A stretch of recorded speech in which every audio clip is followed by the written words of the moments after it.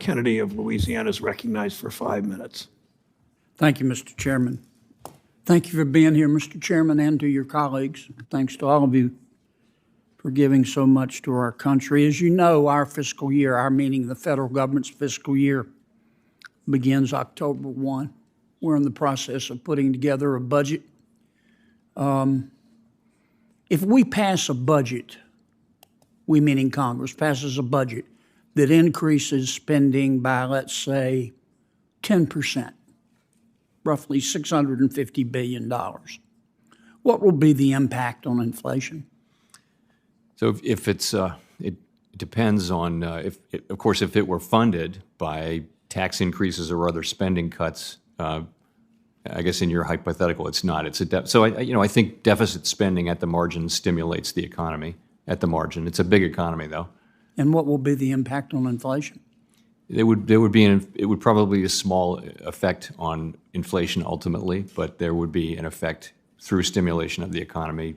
It would be more demand, which would, just in general, I'm not commenting on. I know. I'm sort of commenting on fiscal policy here, but nonetheless, there would be an effect on inflation. I'm just asking you about basic economics. Yeah. I just read a piece by one of your economists from the San Francisco Fed, Mr. Shapiro, who's arguing that labor costs have virtually nothing to do with service inflation and a negligible is a negligible factor in broader inflation.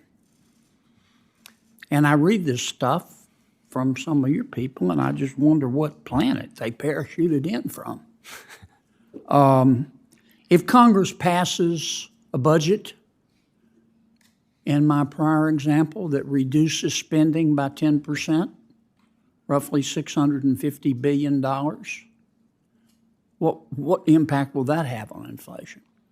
So that would, you'd have less stimulus for demand, and you'd be cutting programs if you did that, and therefore you'd be slowing the economy down, and the impact would be less demand. Neither of these ideas affects the supply side at all. So less demand would mean less economic activity, less spending, and that would have a negative effect on inflation. Well, more stimulus by federal spending is inflationary. Is that right?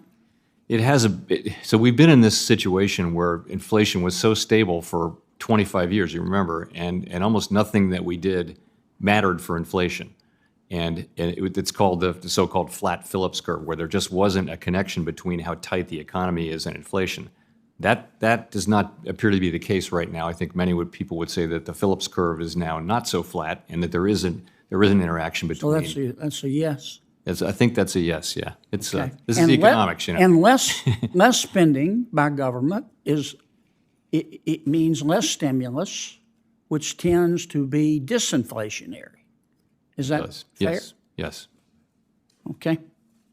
Let me ask you about the Basel III end game. You know what I'm talking about? I do. There's been some reporting,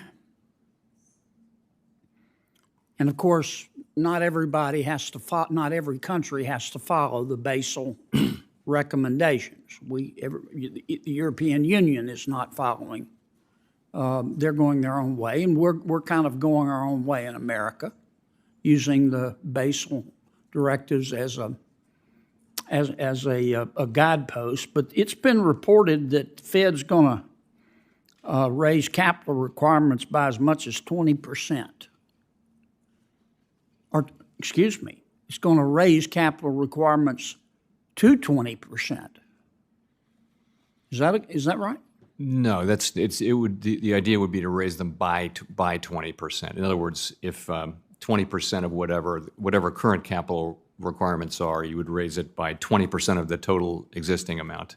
Okay. So if J.P. Morgan's capital requirement right now is, let's say 13%, it would go to 15%? Right, something like that. If that were to be what happens. And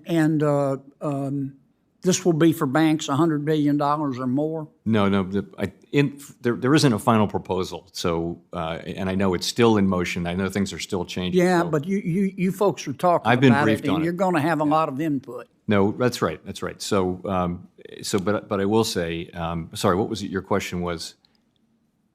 Are you going to raise capital requirements for 20% to yeah. banks $100 billion or more? Or are you going to affect community banks as well, smaller? No, the capital requirements will be very, very skewed to the 8 largest banks, the GSIBs.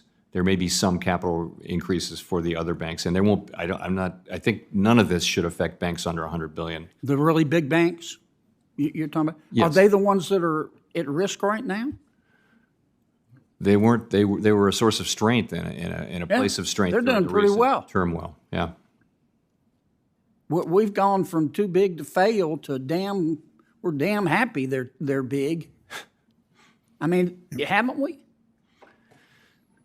Well, I would say that, as I mentioned, we spent a lot of time and a lot of effort raising the capital standards 10 years ago and more recently, and I supported all of that and was happy to do so. And I think Senator Kennedy's time's expired. Senator Smith of Minnesota. I yield back, Mr. Chairman. Senator Kennedy, as you always do.